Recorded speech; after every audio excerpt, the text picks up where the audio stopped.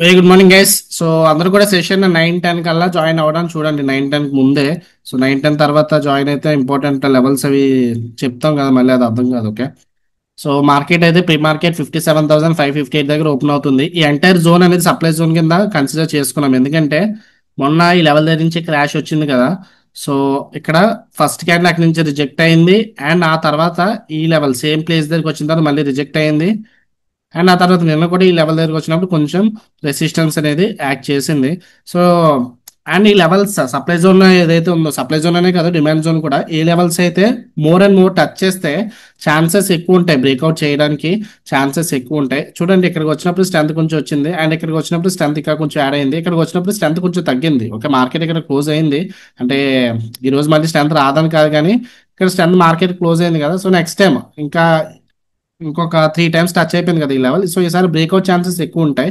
And అదే విధంగా మనం సిపిఆర్ కూడా కంబైన్ చేసుకోవాలి. ఈరోజు సిపిఆర్ అయితే కొంచెం యావరేజ్గా ఉంది. యావరేజ్ డే సిపిఆర్ అంటే మార్కెట్ రివర్సల్ డే కానీ సైడ్ వేస్ డే కానీ ఆర్ఎల్స్ ట్రెండింగ్ డే కానీ కూడా జరగవచ్చు 50-50.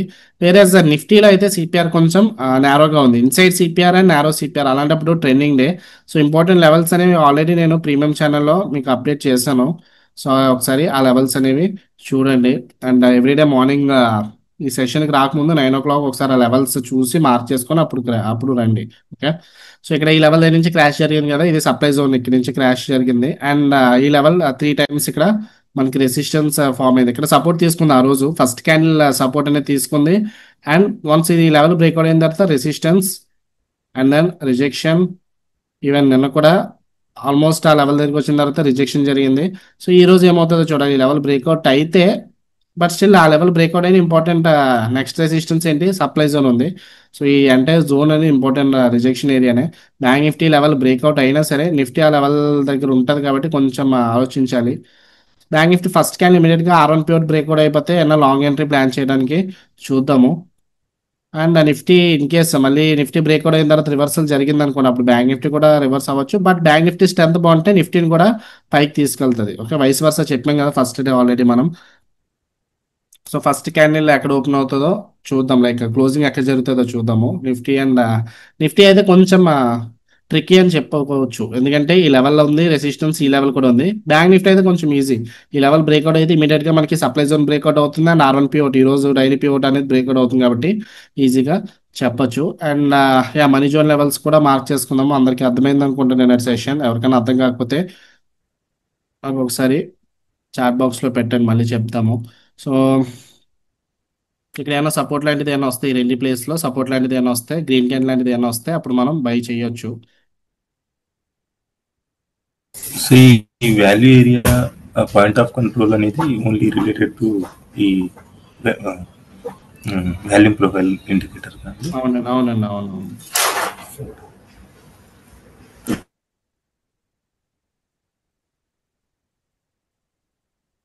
వేరే నిఫ్టీలో అయితే ఫస్ట్ క్యాండిల్ ఇక్కడ బులిష్ క్యాండిల్ ఫామ్ అవుతుంది. బట్ సేమ్ ఈ లెవెల్ టర్నింగ్ పాయింట్ అని మాట్లాడుకున్నాం కదా, ఆ లెవెల్ దగ్గర ఆగింది. ఇంకా లెవెల్ పైన క్లోజ్ అవ్వలేదు, రెసిస్టెన్స్ అయితే తీసుకుంటుంది. సో మనీ జోన్ లెవెల్ ఇది కూడా మార్క్ చేసుకుంటే, సప్లై జోన్ దగ్గర నుంచి రిజెక్షన్ జరుగుతుంది కదా, మరి మనం ఇక్కడ షార్ట్ ఎంట్రీ ప్లాన్ చేయొచ్చు కదా అంటే, సో ఇక్కడ చూడండి ఇమీడియట్ గా సిపిఆర్ ఉంది అండ్ పాయింట్ ఆఫ్ కంట్రోల్ కూడా సపోర్ట్ ఉంది కాబట్టి, సో ఇక్కడ మన షార్ట్ ఎంట్రీ వెళ్ళడానికి లేదు. ఇంచు లాంగ్ ఎంట్రీ వెళ్ళడానికి బాగుంటుంది. ఇక్కడ ఏమైనా సెంట్రల్ ప్యూర్ దగ్గర ఏమైనా వచ్చిన తర్వాత గ్రీన్ క్యాండిల్ ఫామ్ అయినా, లేదంటే పాయింట్ ఆఫ్ కంట్రోల్ దగ్గర ఏమైనా బులిష్నెస్ చూపించిన అప్పుడు మన లాంగ్ ఎంట్రీ వెళ్ళడానికి బాగుంటుంది. నిఫ్టీ అయితే ప్రెసెంట్ ఈ లెవెల్ రెసిస్టెన్స్ దగ్గర అయితే ఆగింది. Wait for some more time. Bank Nifty central pure దగ్గరకు వస్తుంది. ఇక్కడ నుంచి అయినా బులిష్నెస్ అయినా చూపిస్తే అప్పుడు లాంగ్ ఎంట్రీ ప్లాన్ చేద్దాము. 57,400 పుట్ ఆప్షన్ వాచ్ లిస్ట్ లో పెట్టుకుంటున్నాను. సో నిఫ్టీ బేరిష్ గా ఉంది. నిఫ్టీ లెవెల్ దగ్గర నుంచి ఎగ్జాక్ట్ గా మనం ఏదైతే లెవెల్ మార్క్ చేస్తున్నా ఆ లెవెల్ దగ్గర నుంచే రివర్సల్ అయితే చూపిస్తుంది నిఫ్టీ. అందుకు బ్యాంక్ నిఫ్టీ ఈవెన్ సిపిఆర్ ఉన్నా సరే అసలు ఏం పట్టించుకోలేదు. Bank Nifty back to back bearish candles. Wait for some more time. Opportunity అయితే ఏమీ లేదు.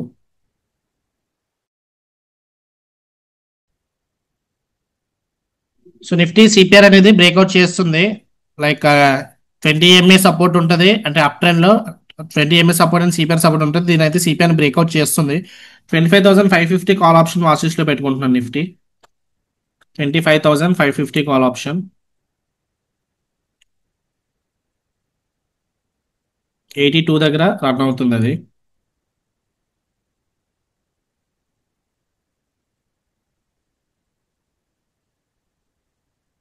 సిపిఆర్ అయితే బ్రేక్అవుట్ అవుతుంది.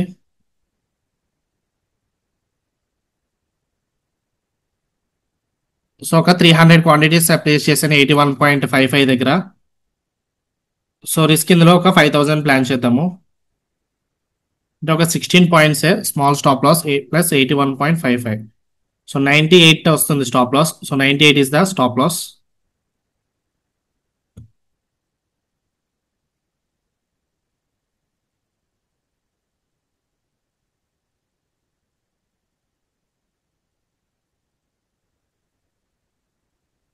సో చూద్దాము నిఫ్టీ లెవెల్ సిపిఆర్ కంటిన్యూషన్ వస్తే target will try to take our target at 25,500. ఎందుకంటే ఆ టైంకి బ్యాంక్ నిఫ్టీ కూడా ఇప్పుడు back to back red bars కదా, అలాంటప్పుడు సపోర్ట్ లాంటిది ఏమైనా జరగవచ్చు ఇక్కడ. అండ్ డిమాండ్ జోన్ కూడా వస్తుంది కాబట్టి నిఫ్టీ కొంచెం సేఫ్ అవడానికి చూసుకోవాలి ఫాస్ట్ గా. Will wait for some time. ఆర్ఎల్స్ రిస్క్ తగ్గించుకుందాం, లేదంటే 2500 ప్లాన్ చేద్దాము. 2500 డివైడెడ్ బై 300 అంటే ఒక 8 పాయింట్స్ పెట్టుకోవచ్చు. 8 ప్లస్ 81.55, 90 పెట్టుకుంటున్నాను స్టాప్ లాస్. ఎందుకంటే నిఫ్టీ బ్యాంక్ నిఫ్టీ కొంచెం రిస్కీగా కనిపిస్తుంది. బ్యాంక్ నిఫ్టీ చూడండి back to back bearish candles ఉన్నాయి, అసలు ఒక్క బుల్లిష్ క్యాన్ కూడా లేదు. సో ఇన్ కేస్ సపోర్ట్ ఇక్కడ S1 పివట్ అంటే ఏంటి, సపోర్టే కదా. సో సపోర్ట్ దగ్గర ఏమైనా గ్రీన్ క్యాండిల్ ఫామ్ అయితే మళ్ళీ బ్యాంక్ నిఫ్టీ రివర్స్ అయ్యి నిఫ్టీని కూడా పైకి తీసుకెళ్ళొచ్చు. సో చిన్న రిస్కే, జస్ట్ 2500 రిస్క్ చేద్దాం నిన్నట్లాగా. సో 300 క్వాంటిటీస్ 81.55 దగ్గర అయింది. 90 is the stop loss. Close out అయితే క్యాండిల్ సిపిఆర్ కింద క్లోజ్ అయితే risk just above the top CPR, like above the CPR 15 points. 30 points ఎక్కడ వస్తుంది, ఇక్కడ 1:2 ఇక్కడ అయితే ఇక్కడ వస్తుంది.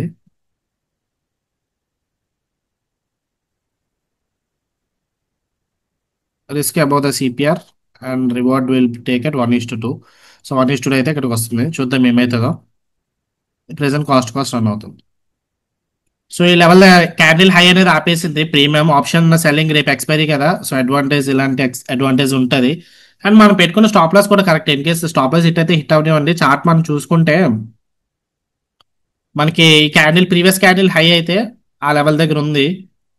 సో ఇఫ్ యూ సీ మనం ఈ క్యాండిల్ జరిగింది కదా, ఎంట్రీ పైన పెట్టుకున్నాము అంటే ఈ క్యాండిల్ పైన 90 is the stop loss.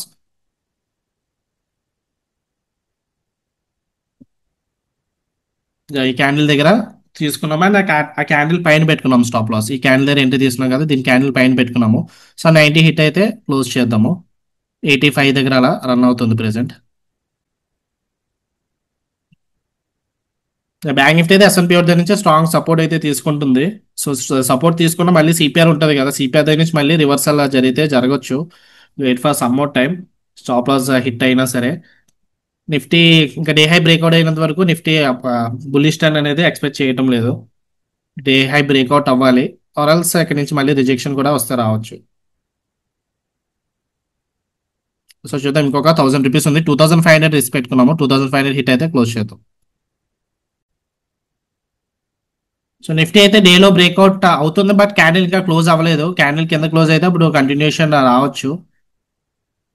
Bank Nifty కూడా ఈ లో బ్రేక్అవుట్ అయితే నెక్స్ట్ సపోర్ట్ మనకి డిమాండ్ జోన్ ఉంది. ప్రెసెంట్ అయితే ఇది 500 ప్రాఫిట్ అయితే రన్ అవుతుంది.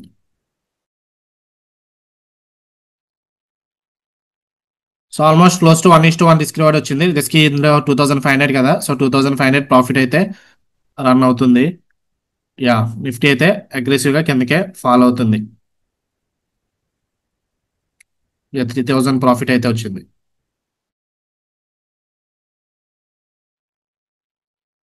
S&P బ్రేక్అవుట్ అవ్వాలి బ్యాంక్ నిఫ్టీ, అప్పుడు ఛాన్సెస్ కొంచెం ఎక్కువ ఉంటాయి లైక్ కిందకి రావడానికి. లేదు S&P సపోర్ట్ ఇస్తుందంటే అప్పుడు చెప్పలేం, నిఫ్టీ కూడా మళ్ళీ రివర్స్ అవ్వచ్చు. సో ఇక్కడ పిన్ బార్ ఫామ్ అయింది, మళ్ళీ ప్రాఫిట్ 3000 నుంచి 1500 బ్యాక్ అయితే వచ్చింది.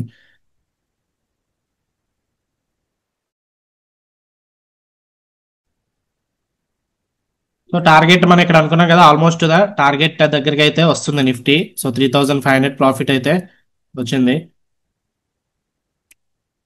బ్యాంక్ నిఫ్టీ కూడా ఇప్పుడు డిమాండ్ జోన్ సపోర్ట్ దగ్గరికి అయితే వచ్చింది. సో మనకి మినిమం రిస్క్ 2500 పెట్టినాం కాబట్టి అయితే 5000 ప్రాఫిట్ రావాలి.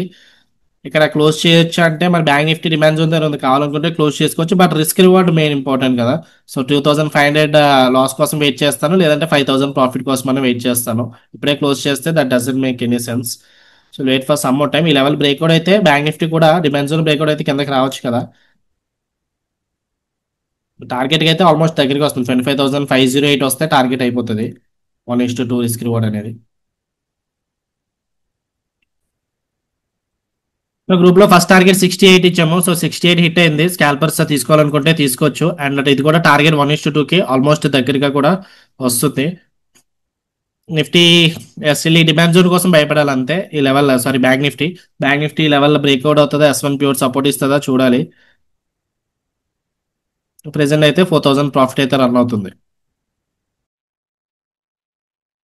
ఓకే గైస్, ఇది టార్గెట్ అనేది అయిపోయింది. 5000 ప్రాఫిట్ అనేది టచ్ అయిపోయింది. సో క్లోజ్ చేసుకోవచ్చు. 1:2 రిస్క్ రివార్డ్ అనేది హిట్ అయిపోయింది. అండ్ బ్యాంక్ నిఫ్టీ కూడా ఇప్పుడు S1 ప్యూర్ అనేది సపోర్ట్ అని చెప్పాం కదా, ఆ లెవెల్ దగ్గర నుంచి ఏదైనా జరగవచ్చు. So better you can close your day. So entry ఎందుకు తీసుకున్నాం ఒకసారి చెప్తాను చూడండి. ఇక్కడ ఫస్ట్ ట్రేడ్ మనకి బ్యాంక్ నిఫ్టీ జనరల్ గా ఈ రోజు బుల్లిష్ డే, లైక్ సిపిఆర్ అనేది అసెండింగ్ గా ఫామ్ అయింది. అండ్ పాయింట్ ఆఫ్ కంట్రోల్ అవి కూడా బుల్లిష్ గానే చూపించాయి. సో కాకపోతే ఇక్కడ గ్రీన్ క్యాన్స్ ఏం లేవు, కంటిన్యూస్ గా back to back red bars అనేవి వచ్చాయి. సిపిఆర్ అనేది బ్రేక్అవుట్ అయ్యింది. సో మరి ఇక్కడ క్వశ్చన్ అడగొచ్చు మనం, లైక్ నిఫ్టీ మరి ఇక్కడ ఈ లెవెల్ టర్నింగ్ పాయింట్ కదా, ఇక్కడ ఎందుకు మరి ఎంట్రీ తీసుకోలేదని. సో ఈ లెవెల్ దగ్గర నుంచి చూడండి, బ్యాక్ టు బ్యాక్ ఎన్ని డేస్ వచ్చింది రిజెక్షన్ అనేది. ఈ లెవెల్ సపోర్ట్ తీసుకుంది, బ్రేక్అవుట్ అయ్యింది, ఐ మీన్ మళ్ళీ రివర్స్ అయ్యింది, ఇక్కడ కూడా రివర్స్ అయ్యింది. అండ్ ఈ లెవెల్ కూడా ఇక్కడ నుంచి రివర్స్ అయింది. సో మరి ఇక్కడ రెడ్ క్యాండిల్ ఫామ్ అయింది కదా, మరి ఇక్కడ ఎంట్రీ ఎందుకు తీసుకోలేదని చెప్పి మీరు అడగొచ్చు. సో ఇక్కడ ఎంట్రీ ఎందుకు తీసుకోలేదంటే బ్యాంక్ నిఫ్టీ చూడండి, ఆ టైంలో ఇక్కడ bank Nifty point of control support దగ్గర ఉంది కదా, అలాంటప్పుడు కొంచెం రిస్కీ అనే అనుకోవచ్చు. సో పాయింట్ ఆఫ్ కంట్రోల్ ఏమైనా సపోర్ట్ ఇస్తే, సిపిఆర్ కూడా ఉంది, సో సిపిఆర్ కూడా ఏమైనా సపోర్ట్ ఇస్తే అప్పుడు నిఫ్టీ కూడా రివర్స్ అవ్వచ్చు. ఓకే, సో ఇది నార్మల్ గా బ్యాంక్ నిఫ్టీ సిపిఆర్ దగ్గర లేకపోయి ఉంటే this is the best entry. ఇక్కడ ఎంట్రీ తీసుకోవచ్చు మనం సెకండ్ క్యాండిల్ దగ్గర. అఫ్ కోర్స్ ఫస్ట్ క్యాండిల్ కొంచెం మనకి లైక్ ఇవి లైక్ ఈ చూడండి, విక్ అనేది కింద ఉంది. సో విక్ కింద ఉన్నప్పుడు ఇక్కడ ప్రాపర్ బేరిష్ క్యాండిల్ కాదు, second candle proper bearish candle. So second candle దగ్గర ఎంట్రీ అవ్వచ్చు. టేక్ ప్రాఫిట్ మన సిపిఆర్ దగ్గర కానీ 1:2 దగ్గర కానీ తీసుకోవచ్చు. కాకపోతే మనం ఎందుకు తీసుకోలేదంటే బ్యాంక్ నిఫ్టీ ఆ టైంకి సిపిఆర్ సపోర్ట్ దగ్గర ఉంది కదా అని చెప్పి ఎంట్రీ అనేది తీసుకోలేదు. అండ్ వెయిట్ చేసాము. బ్యాంక్ నిఫ్టీ ఇక్కడ ఏమైనా బుల్లిష్ క్యాండిల్ వస్తే లాంగ్ ఎంట్రీ ప్లాన్ చేద్దాం అంటున్నాం. కాకపోతే బుల్లిష్ క్యాండిల్ ఎటువంటి బుల్లిష్ క్యాండిల్ అనేది రాలేదు మనకి. కానీ ఈ లెవెల్ బ్రేక్అవుట్ అయింది. సో ఇక్కడ బ్రేక్అవుట్ అయింది కదా, బ్రేక్అవుట్ అయింది. మరి ఇక్కడ షార్ట్ ఎంట్రీ ఎందుకు తీసుకోలేదంటే back to back red candles అన్నప్పుడు దీన్ని పారాబాలిక్ బ్రేక్అవుట్ అంటారు. సో పారాబాలిక్ బ్రేక్అవుట్ అప్పుడు ఎంట్రీస్ తీసుకోవడం కొంచెం రిస్కీ. ఎందుకంటే ఇక్కడ ఎంట్రీ తీసుకోవడం అంటే can consider it as a catching A falling knife. So knife కిందకి పడుతున్నప్పుడు మనం క్యాచ్ పట్టుకున్నాం అనుకుని ఏమవుతుంది, మన చెయ్యి తెగుతుంది. సో అలా మార్కెట్ ఆల్రెడీ ఇంత మొమెంటం ఫాస్ట్ గా ఒక్క బయర్స్ కూడా లేనప్పుడు ఇక్కడ మళ్ళీ షార్ట్ ఎంట్రీ ప్లాన్ చేస్తే ఏమవుతుంది, మనకే లాస్ వస్తుంది. సో అంటే ఈ రోజు వర్కౌట్ అయింది, but most of the cases లో అలా వర్కౌట్ అవుతుంది. పారాబాలిక్ బ్రేక్అవుట్ అన్నప్పుడు తీసుకోకూడదు. నిఫ్టీ పర్వాలేదు. సో నిఫ్టీ ఇక్కడ కన్సోలేషన్ చిన్న గ్రీన్ క్యాండిల్ వచ్చిన తర్వాత రెడ్ క్యాండిల్ వచ్చింది. సో ఇక్కడ ఎంట్రీ అనేది తీసుకోవచ్చు. స్టాప్ లాస్ మనం ఈ లెవెల్ పైనే పెట్టుకున్నాము. కాకపోతే మనకి ఆప్షన్ సెల్లింగ్ వల్ల అడ్వాంటేజ్ వచ్చింది మనకి ఈ రోజు. ఓకే, ఒక 8 పాయింట్స్ పెట్టుకున్నాం stop loss according to option selling. So 8 points కూడా హిట్ అవ్వలేదు. అది కొంచెం మనకి అడ్వాంటేజ్ వచ్చింది. రేపు ఎక్స్పైరీ ఉంది కదా, దానివల్ల అడ్వాంటేజ్ వచ్చింది. So that's what the power of option selling. So option selling లో అలాంటి అడ్వాంటేజ్ ఉంటుంది. ఇప్పుడైతే మనకి రిస్క్ 2500 పెట్టుకోండి. ఈ లెవెల్ ఆల్రెడీ మనకి కొంచెం బ్రేక్అవుట్ అయిపోయింది. జనరల్ గా అయితే 5000 పెట్టుకోవచ్చు రిస్క్, కానీ ఈ లెవెల్ కొంచెమే కదా. లైక్ సిపిఆర్ నుంచి సిపిఆర్ నేరగా ఉంది, నేరగా ఉన్నప్పుడు సిపిఆర్ బ్రేక్అవుట్ కొంచెం లో ప్రాబిలిటీ కూడా ఛాన్సెస్ ఉంటాయి. అలాంటప్పుడు కొంచెం జాగ్రత్తగా ఉండాలి. అండ్ రిస్క్ అనేది తగ్గించుకున్నాం, 2500 పెట్టుకున్నాము. 1:2 అనేది ఈ లెవెల్ టార్గెట్ అనేది అయిపోయింది. ఓకే, సో ఓకే గైస్, అయితే see you in the next session tomorrow. Bye.